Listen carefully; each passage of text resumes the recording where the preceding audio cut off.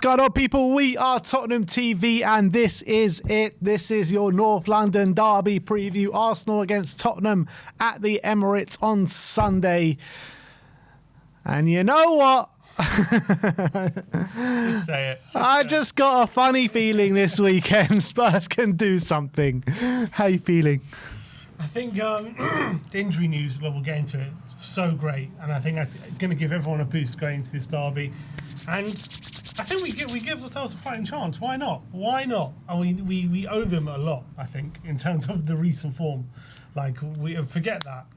We're the ones with the European pedigree going into this. We need to stamp our authority at the Emirates. Go there and make sure they ain't taking that title. They ain't challenging for nothing this season. Man City are breathing down their necks. We got to make sure they cut the gap. 100%. Just before we get into all the North London derby content, we are going to go straight into a Tottenham update. And we're going to start off with the team and injury news going into the North London derby. And it seems as though our injury list has literally been cut into half this week, which is brilliant news.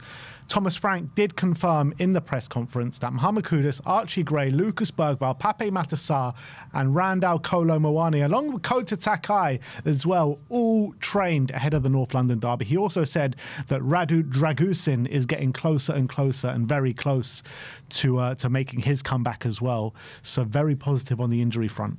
Incredible news, because we went into this derby thinking who the hell's going to be available, who the hell's going to play, are we going to have, as you said, before the international week, we had probably the worst crisis again in the Premier League, up to 30 names out.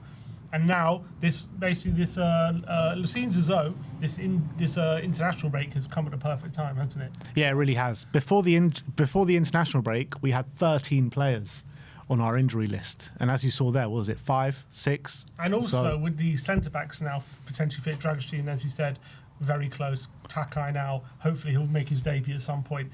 Does that increase the likelihood we are going to see that back three maybe a bit more now? Because we've just been so hamstrung, I think, in the beginning of the season, because we've only had three centre backs. You can't really play all three of them consistently. Yeah. So I wonder if we're going to start to see that a bit more. Maybe tomorrow on Sunday we'll get into the predicted lineup. But Muani being fit, unbelievable news. Yes, he's going to be wearing a mask, but that's obviously fantastic. Kudus, such a big part of how we play. That's obviously really, really great news. The fact that Gray as well, there was rumours he could be out for a couple of months, wasn't there? With, what was it, hamstring?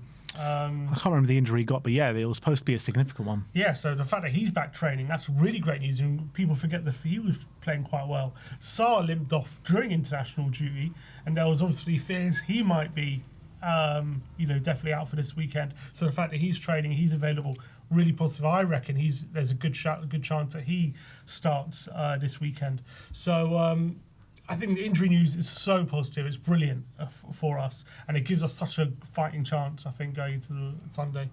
Yeah, in terms of some potential transfers, Spurs are actively looking to sign a world-class goalkeeper in January, with Emi Martinez a leading candidate to replace Vicario. How do you feel about that?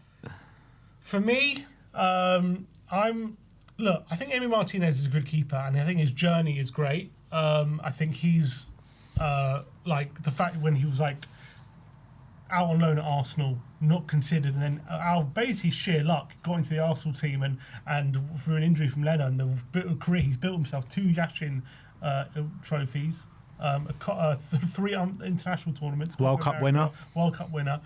So his journey's brilliant, and I commend him for it. But for me, I don't think he's a world-class keeper. I don't think he's an upgrade on Vicario. I actually think he's quite overrated. I think he makes big saves, and he has these big moments, right?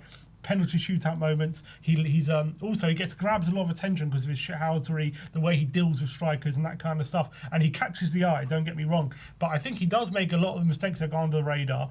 I don't think he's very good at kicking as well. I don't think he's an improvement on Vicario for me. And he is 33 years of age. And he's 33. I think I understand United going for him because he's an upgrade on what they had before, because he's just like a competent keeper who's like a good level. But if we are saying we want to replace Vicario, I don't think Martinez is the answer for me.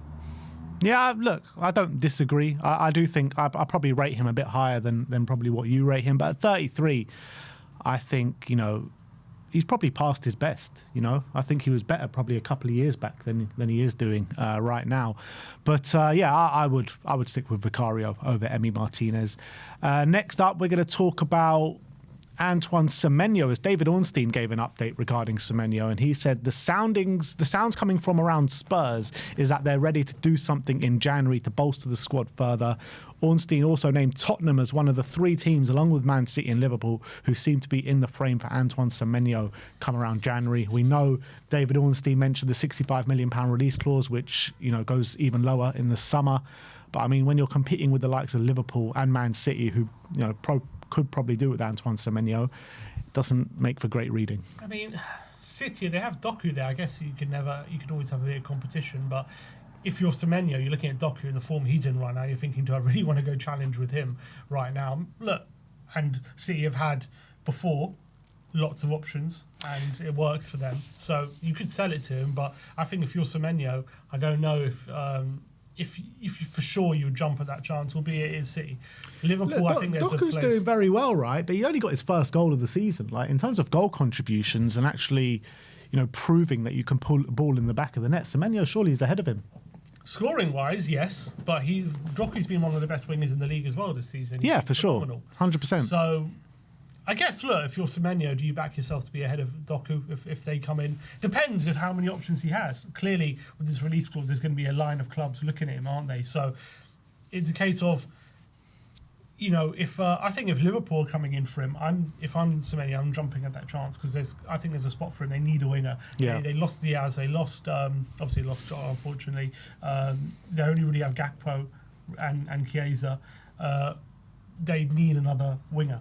So I think Semenyo is a perfect fit, and I think he's a perfect fit for how they play as well. Yeah, I agree with that. I think I think Liverpool's nailed on, but for us, I think there's a clear spot in the team for him. So I think we can also put our hat in the ring. But as you say, yeah, when City and Liverpool are in the frame, I think the most important thing there is the fact that Ornstein's saying the noises are that Tottenham are looking to bolster in January. Oh, I ain't getting drawn into that one. I've heard that from Ornstein many a time. You're the one who's been getting drawn into the whole new hierarchy stuff. Yeah, I know, but I'm not going to actually believe it until I see it. You know, we need to see the proof in the pudding. That's the reality. As much as, you know, it's a new dawn, it's a new day, it's a new life. We need to see. You're feeling good. I'm not feeling good just yet. No? So, no, I'm not. I mean, I'm happy that Levy's gone, and I'm happy that there's been massive change at the top. But we need to. Daigle all aboard everything that's happening. I mean, look, Daigle is one person, and I'm another person who are 2 different people. I understand that, but you've been on the same page. Yeah, I mean, look, I'm happy that there's change, but there's no change. There's no real change until we see the proof in the pudding. That's the reality. I agree with that, but that's not what you've been saying for most of this. Yeah, it is. No, it's not. What have I been saying? You're saying this is all change. This is all there positive. is. It is. But now you're sceptical. Yeah, I've always been sceptical. I'm happy. Don't get me wrong, because I am happy of the change at the top, and the only way this club could have moved forward is the change at the top. But we won't know it's real change until we see. I said, you know, they've got 2 windows to prove themselves, and they've got to prove themselves. But it's going to be interesting to see because right now, obviously, we're all thinking, yeah, we need this in January, we need that in January. But again, we're 2 months away from 9 games, let's say, away from that. A lot can change in perceptions in terms of what we need between now, because injuries, form, all these kind of stuff. You know, we might think right now, we definitely need a winger. Maybe come January, we're not thinking now that Odegaard, the form he's in, Tell seems to be improving as well. Maybe we're thinking, okay, let's just give these guys the run. Yeah. Right now we're thinking, we need a striker. Maybe with if all 3 strikers we have are fit and starting to fire, maybe we won't think that. But then it's like, okay, well, how do we judge the hierarchy and what we need? I mean, right now we're judging them, we need to get a winger, strike, all this kind of stuff, but maybe come January we won't feel that way. It's going to be interesting to see what kind of position we're in. Absolutely. So a lot of football to be played from now until then.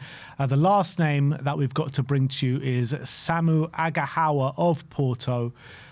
Team Talk. Obviously, a very reliable publication. Omorodion or Agahawa? How do you actually say it? Because on his shirt, isn't it Omorodion? I think Samu. Samu's on his shirt. What's Omorodion then? Is that just another name? That's another name of his, yeah. But anyway, Team Talk is saying that Tottenham's search for a prolific goalscorer is now focused on Porto's Spain mid-forward Samu Agahawa. The club view him as the ideal profile for Thomas Frank's evolving system. Frank has shown that he can get the best out of strikers with success stories such as Ivan Toney and Ollie Watkins. I like what I've seen from him. I don't know how it's actually been keeping up to date with how he's been in this season, to be honest. But I know 6 goals this season. So he's doing pretty well. 6 goals in 10 games? Yeah. So he's keeping up his form. He's a regular in the Spain squad. I think he's an absolute unit as well. He's quite young. I think he's definitely one for the future. I think now could be a good time. I don't think January is going to happen again with our striker situation, depending on Solanke and whatnot. But I like him, and I think he is going to get a big move. I don't know if it will be to us, but he will get one. Yeah, I mean, I was surprised that he actually went to Porto when he did, because I thought, he could have done really good. He was at Atletico Madrid beforehand, and Chelsea were in for him, and he had some big names in for him. And, he just looks like a really good profile of striker. Strong, quick, knows where the back of the net is. So, yeah, I would take the punt on him, to be honest. They bought him for about 35 million. So I think probably 60, 65 million might be able to get him, 70 million. I think the talk of a striker is obviously very appropriate right now. But I do wonder, what's your gut feeling about Mwani? Do you think we'll sign him permanently? Because obviously right now it's impossible to say. He's barely played. He's got injuries. But if we sign him permanently, if Solanke stays fit, it'll be interesting to see what our thinking was with the striker. Obviously with Richarlison, we all know we at the moment he needs to move on.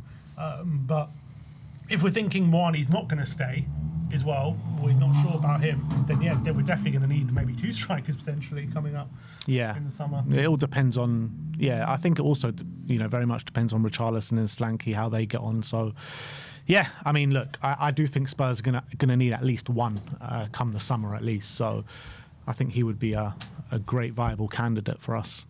But look, that is your Tottenham update for today. Let me know in the comment section below your thoughts regarding all the news stories that we have brought to you today.